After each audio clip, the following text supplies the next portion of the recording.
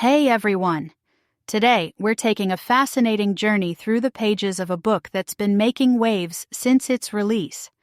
George F. Will's Statecraft as Soulcraft: What Government Does. This isn't just any book, it's a profound exploration of our national character, our destiny, and the role of government in shaping both. George F. Will, a name synonymous with insightful political commentary, has crafted a masterpiece that challenges us to rethink some of our most fundamental beliefs about government and society. He starts by taking us back to the very founding of our nation, questioning the belief that there is no right principle of action but self-interest. Now, this might sound like a radical idea, but Will argues that this notion, which dates back to our founding fathers, has led us down a path of habitual self-indulgence and unchecked pursuit of material acquisitions. The result? A society that's deeply troubled and, in his words, in very real danger. Will doesn't mince words here.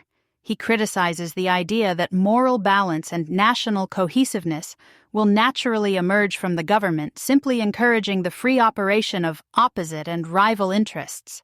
Instead, he points out that we've become a nation of individuals and interest groups, more focused on personal gain than the collective good. And this, he argues, has weakened us as a civilization. But here's where things get really interesting. Will suggests that much of the blame lies with our inadequate understanding of the role government can and should play in shaping the moral character of its citizens. He believes we've settled for too narrow a definition of government, one that's overly focused on economics. According to Will, a free market economy is not in itself a sufficient goal for a properly conservative government. So, what are the proper goals of statecraft, according to Will? Justice, social cohesion, and national strength. He urges us to reconsider our most fundamental beliefs about governance and society, challenging us to think beyond the status quo. But here's the kicker. Will acknowledges the frustration of being labeled and categorized in political discourse. He points out that people often assume that because he bears a particular political label, he must have a particular predictability. But Will is anything but predictable.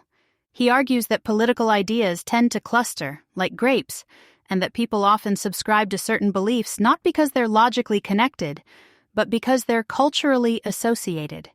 This, he says, is a problem because it limits our ability to think creatively and adapt to new challenges. Will calls for a reconstitution of conservatism, urging us to break free from outdated categories and embrace a more nuanced understanding of political philosophy. Now, if you're wondering what this has to do with Soulcraft, hang on, it's coming. Will believes that the most important task confronting Americans is, in part, a philosopher's task. It's about reclaiming for politics a properly great and stately jurisdiction. He argues that government should not be seen merely as an instrument of coercion, but as a force that can and should shape the moral character of its citizens. This is where the concept of statecraft as soulcraft comes into play. Will draws on the wisdom of philosophers like John Stuart Mill, who distinguished between governing and controlling. According to Mill, a small cadre governs, while the people control the governors. Will takes this a step further, arguing that government should be a tutor as well as a servant to its citizens, because citizenship is a state of mind. Will's argument is both provocative and compelling. He believes that much of our political discourse is too focused on material well-being, and not enough on the inner life of citizens. He cites the example of education, which he sees as a crucial tool for shaping the moral character of the nation. The Supreme Court, he points out, has emphasized the fundamental role of education in maintaining the fabric of our society and sustaining our political and cultural heritage. But Will doesn't stop there. He delves into the history of political philosophy, tracing the evolution of ideas from the ancients to the moderns.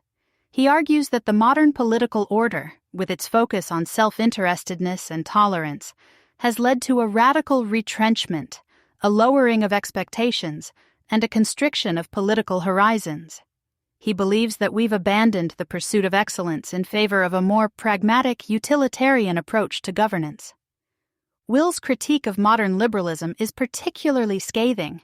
He argues that liberalism, which began as a doctrine for liberating economic egoism, has become a general doctrine of liberation, leading to an abuse of the First Amendment and a celebration of self-expression over objective achievement. He believes that this has resulted in a society that is increasingly fragmented and individualistic, with a weakened sense of moral community. But Will isn't just a critic, he's a visionary. He calls for a conservative counterattack, in law, culture, and elsewhere, in the name of those forms of excellence that a free society especially presupposes. He believes that conservatism should be about the cultivation and conservation of certain values, not just the defense of industrialism and individualist free market economics. In the end, Will's message is clear. We need a politics that nurtures the spiritual in a nation predisposed toward preoccupation with the material. He believes that statecraft as Soulcraft is not just a lofty ideal, but a practical necessity. It's about using the power of government to encourage temperance, foresight, and civic spirit, and to strengthen the little platoons that are the molecular units of society. So, what does this mean for us? It means that we need to rethink our approach to governance and recognize that government has a role to play in shaping the moral character of its citizens. It means that we need to embrace a conservatism that is both principled and pragmatic, one that values tradition and excellence, while also recognizing the importance of social cohesion and the common good. That's all for today, folks. I hope you enjoyed this deep dive into George F. Will's Statecraft as Soulcraft, What Government Does.